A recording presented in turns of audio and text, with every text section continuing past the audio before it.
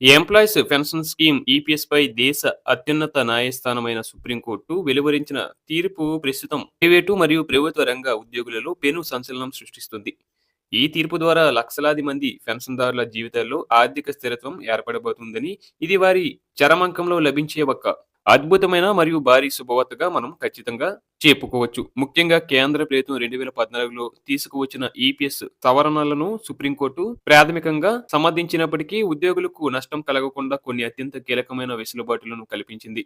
ఈ చారిత్రాత్మక తీర్పు వల్ల కేవలం తక్కువ వేతనం ఉన్నవారే కాకుండా నెలకు 15,000 కన్నా ఎక్కువ వేతనం పొందుతున్న ప్రతి పెన్షన్దారుడికి కూడా భారీ లబ్ధి చేకూరబోతుంది. గతంలో వేతన పరిమితి కారణంగా తక్కువ పెన్షన్ పొందుతున్న వారికి ఇది నిజంగానే ఒక అదిరిపోయే శుభవార్త అని చెప్పాలి. ఈ వివాదం యొక్క మూలాలను పరిశీలిస్తే 2014 సెప్టెంబర్ 1వ తేదీన కేంద్ర ప్రభుత్వం ఈపీఎస్ పథకంలో కొన్ని మార్పులు చేసింది. ఆ సమయంలో అత్యున్నత న్యాయస్థానం ఇచ్చిన తీర్పులను మరియు నిబంధనలను విశ్లేషించిన సుప్రీంకోర్టు ఇప్పుడు అధిక పెన్షన్ పొందే విషయంలో ఉన్న అడ్డంకులను తొలగించింది.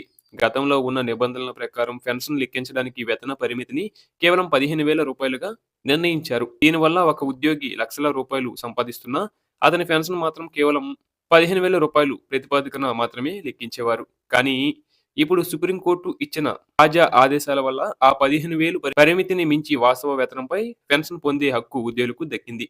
ఈ తీర్పు వెలువడిన తర్వాత ఈపీఎఫ్ఓ సంస్థ కూడా దీనిపై లోతైన అధ్యయనం చేసింది.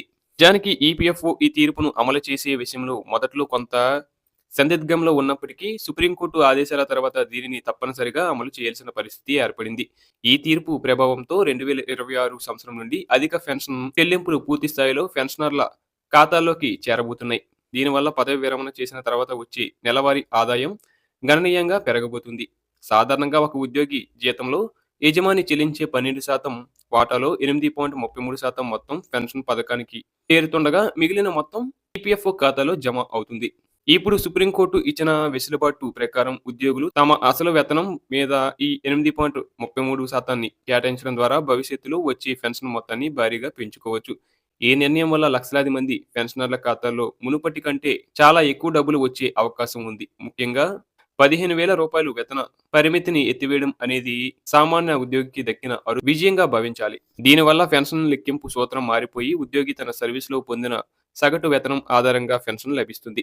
సుప్రీంకోర్టు తన తీర్పులో ఉద్యోగుల సామాజిక భద్రతకు పెద్దపీట వేస్తూ పెన్షన్ అనేది భిక్ష కాదని, అది ఉద్యోగి పొందే హక్కు అని మరోసారి చాటి చెప్పింది.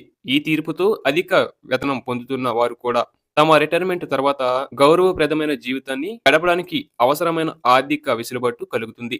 చివరగా ఈ న్యాయస్థానం తీర్పు వెల్లడించిన తర్వాత ఈపీఎఫ్ఓ తన పోర్టల్లో కూడా అనేక మార్పులు చేస్తూ అర్హులైన వారు అధిక పెన్షన్ కోసం దరఖాస్తు చేసుకునేలా చర్యలు చేపట్టింది. 2026 నాటికి ఈ ప్రక్రియ అంతా పూర్తి అయ్యి పెన్షనర్లందరికీ పెరిగిన పెన్షన్ అందడం ఖాయంగా కనిపిస్తుంది. ఇది దేశంలోని మధ్యతరగతి ఉద్యోగుల ఆర్థిక భవిష్యత్తును మార్చే ఒక గొప్ప మలుపు. ఇప్పటి వరకు తక్కువ పెన్షన్‌తో ఇబ్బంది పడుతున్న వారికి ఈ తీర్పు ఒక కొత్త ఆశను కల్పించింది.